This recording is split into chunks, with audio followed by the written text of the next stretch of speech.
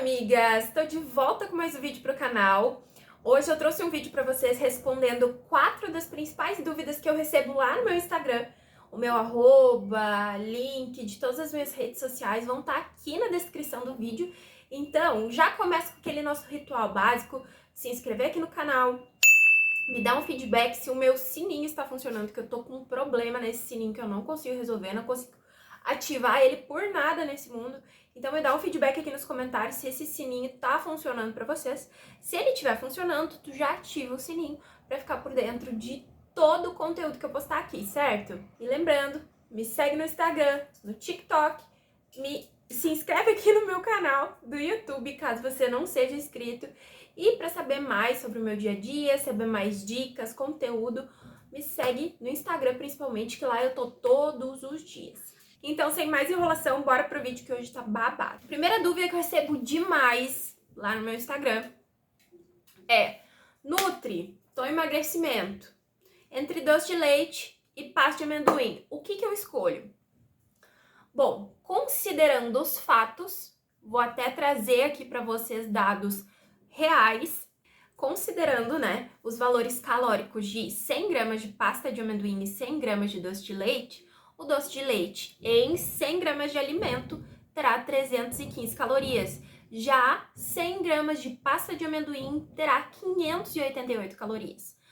Começando pelo começo, nós precisamos entender que o emagrecimento, ele nada mais é do que perder gordura corporal, manter a massa muscular ou ganhar, e para isso a gente precisa fazer déficit calórico, ou seja, comer menos calorias do que a gente está gastando. Isso quer dizer que a gente precisa avaliar o que a gente está consumindo, o nosso gasto energético diário e ver se esse balanço está negativo ou positivo. Se a gente ajustou, já estamos em déficit calórico, já estamos gastando mais do que comemos, para gerar esse déficit calórico, a gente precisa priorizar alimentos que tenham um volume maior por uma quantidade de calorias menor. Isso quer dizer que você sempre vai optar por 100 gramas de alimento que contenham menos calorias do que 100 gramas de alimento que contenham quase o dobro de calorias. Entende? Então, aqui nesse exemplo do doce de leite e da pasta de amendoim, não quer dizer que você nunca vai comer pasta de amendoim. Ou não quer dizer que você vai comer sempre pasta de amendoim, porque pasta de amendoim não tem açúcar, né? Em alguns casos, e o doce de leite tem açúcar. Isso quer dizer que, se você for escolher entre os dois e quiser comer, por exemplo, 30 gramas de alimento, 30 gramas de pasta de amendoim, por exemplo, tem em torno de 160 calorias, tá? E aí, se você for colocar na ponta da caneta, o doce de leite vai ter em torno de 60 a 70 calorias, 30 gramas, que é mais ou menos uma dose usual que todo mundo costuma consumir, assim, uma dose média, tá? Então, gente, considerando esses fatos, eu optaria, sim, pelo doce de leite, tá? Mas tudo é um equilíbrio, não quer dizer que você nunca mais irá comer pasta de amendoim na vida. Você pode comer a sua pasta de amendoim tranquilamente, desde que você pese a quantidade. E não exagere aí comendo todo santo dia uma quantidade alta, porque daí realmente vai fazer com que você não fique naquele déficit calórico que você quer ficar. Compreende? Já se você tá numa dieta que você precisa de um aporte de gordura maior, tá? Que também é outro detalhe importante entre esses dois alimentos. O doce de leite, ele tem muito mais carboidrato, né, que é o nutriente mais abundante ali naquele alimento, e a pasta de amendoim tem muito mais gordura. Então, se você tá num plano alimentar onde o teu nutricionista ou o profissional que tá te acompanhando, ele quer priorizar uma fonte de gordura, de repente, pasta de amendoim é mais interessante do que doce de leite. Então, tudo depende da sua necessidade. Porém, para recapitular tudo isso que eu falei, o doce de leite é menos calórico. Se você estiver em emagrecimento, é mais interessante, porque você vai conseguir comer uma quantidade maior com uma quantidade calórica menor do que quando comparado à pasta de amendoim. Ficou entendido, gente? Qualquer dúvida, já sabe, comentários. Pergunta número 2. Nutri, preciso comer só o recomendado para mim de proteína? Ou se eu comer mais, terei mais resultados? Pergunta muito interessante. Bora para a resposta.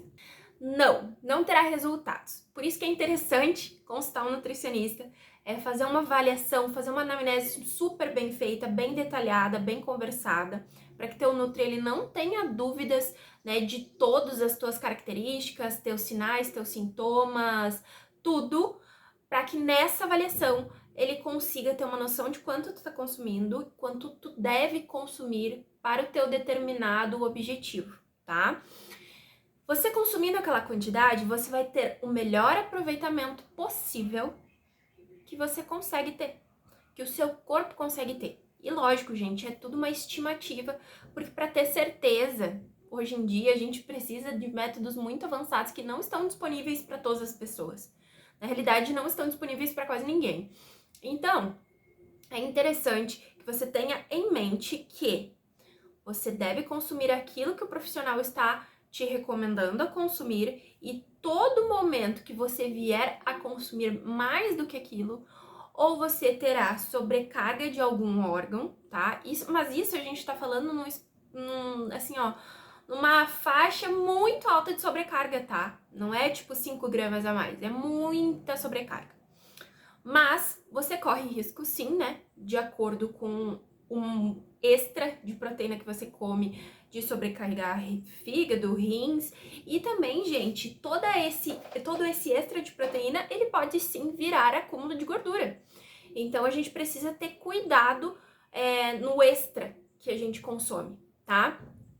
Isso não quer dizer que em casos de desbalanço de consumo de macronutrientes, eu vou engordar. Traduz, Mari, traduz pra mim que eu não entendi. Quando a gente tá consumindo uma dieta muito baseada em proteína, a gente não tá consumindo outros nutrientes, certo?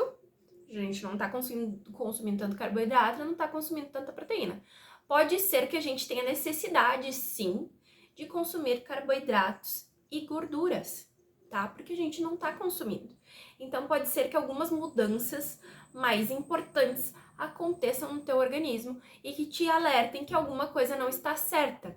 Isso também é algo que a gente precisa ficar atento quando a gente fala de um consumo extra ou abaixo de proteína. Mesma coisa a respeito dos micronutrientes, gente. Se a gente acaba deixando de comer alguns macronutrientes para comer muita proteína, a gente pode acabar não consumindo tantos micronutrientes provenientes desses macronutrientes. Então, alguns micronutrientes que tem lá nas gorduras, talvez falte. E a gente apresente lá nos nossos exames de sangue uma falta desses micronutrientes. Então, é muito importante você estar sempre em conversa com o teu nutricionista para que a tua recomendação de proteína, gordura, carboidrato, ela seja bem alinhada, bem desenhada para as tuas necessidades. E que para você não ter nenhum problema de sobrecarga de órgãos ou nenhum problema de acúmulo de gordura por consumo extremo de proteína, consulta teu nutricionista, no caso aqui a Nutrimari está aqui para ajudar vocês. Bora para a próxima pergunta, gente. Pergunta número 3. Mari, eu tô enjoando muito fácil da comida que eu como. Entre aspas, comida saudável. O que eu posso fazer para substituir o arroz e o feijão de sempre? Bora lá. As opções de substituição do arroz e feijão são inúmeras. Isso a gente sabe. Pode substituir por macarrão com lentilha, pode substituir por batata doce, batata inglesa, mandioca, batata baroa, grão de bico, feijão carioca, feijão preto, enfim, tem uma infinidade de alimentos. Mas, quando eu ouço esse tipo de pergunta, um alerta me surge, tá?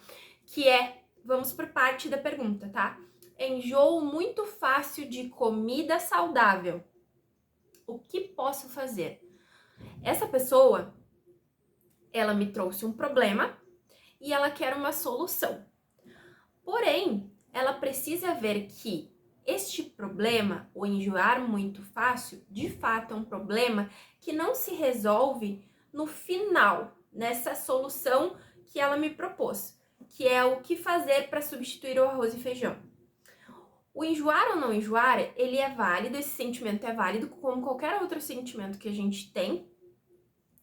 Porém, a gente precisa ter um cuidado a mais para entender o que é enjoar de comida, tá?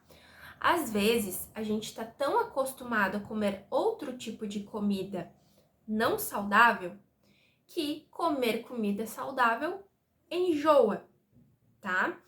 É a mesma coisa quando a pessoa está acostumada a comer um tipo de alimento X e aí ela come aquilo compulsivamente.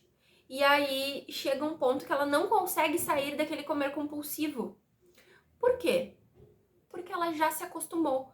Deixou de ser uma compulsão e se tornou um hábito. Então, a gente precisa ficar atento para esse tipo de comportamento, porque o enjoar de comida saudável, ele não é necessariamente um fato. Ele pode estar à frente de muitas outras questões que a gente não parou para pensar ainda, que a gente não refletiu, que a gente não entendeu se ela é importante ou não. E isso é um ponto muito importante. Então, existem essas questões que a gente precisa analisar. Outra coisa que a gente precisa analisar e precisa ter ciência é que, gente, nós somos adultos. Adultos fazem o que precisa ser feito. E se precisa ser feito uma dieta e comer comidas saudáveis, a gente vai preparar essas comidas saudáveis da dieta da melhor maneira possível para que a gente não tenha tanta aversão assim. E combinando com esse fato que eu já falei para vocês de se acostumar com a comida não saudável e a comida saudável ser uma quebra de hábito, a gente precisa, né, transformar essas comidas saudáveis mais apetitosas. Se é necessário no início você fazer um franguinho com um creminho de requeijão light, faz. Ai, Nutri, mas tem a caloria do requeijão light. Paciência, gente. No início precisa ser feita uma adaptação e é assim que a gente vai fazer, tá? Ai, Nutri, mas eu não queria comer doce, eu queria fazer tudo tão bonitinho e tal. Compreendo. Mas, no início, de repente, é importante ter um pedacinho de doce por dia ali, porque tu já tá acostumado a comer doce. Então, de repente, no teu caso, é importante ter esse docinho aí durante o dia.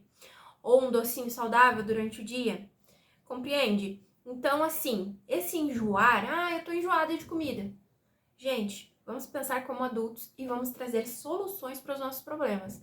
Vamos olhar para o cerne da questão e não para o que a gente acha que pode ser um problema, sabe?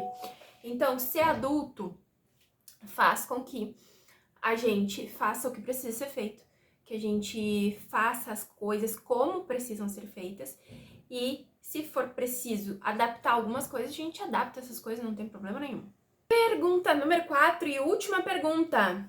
Mari, não tenho tempo para organizar minhas refeições. Me dê uma dica, me salva. Eu posso te salvar se tu marcar uma consulta, daí a gente conversa um pouco melhor sobre isso. Mas, gente, eu escolhi essa pergunta para ser a última pergunta, né? Porque realmente é uma coisa assim que eu preciso fazer vocês pensarem. E eu nem quero me prolongar acerca disso, porque eu quero dar uma deixa e vazar. Mas assim, quando a gente caracteriza não ter tempo para alguma coisa, é porque aquela coisa ela realmente não é uma prioridade pra gente. Ou porque a gente não consegue imaginar onde a gente quer chegar. Ou porque a gente não faz ideia de como chegar lá. Então, se tu é uma dessas pessoas que não tem tempo para fazer as coisas, vou te elencar algumas tarefinhas. Primeira delas, escreve tudo que você tem para fazer no dia, que são atividades que você não tem como não fazer, tá? Faça um cronograma diário dessas atividades. Procure as brechas de horários dentro dessas atividades. E coloque, depois de traçar todo o passo a passo de como que você vai chegar lá no seu objetivo de, por exemplo, emagrecer.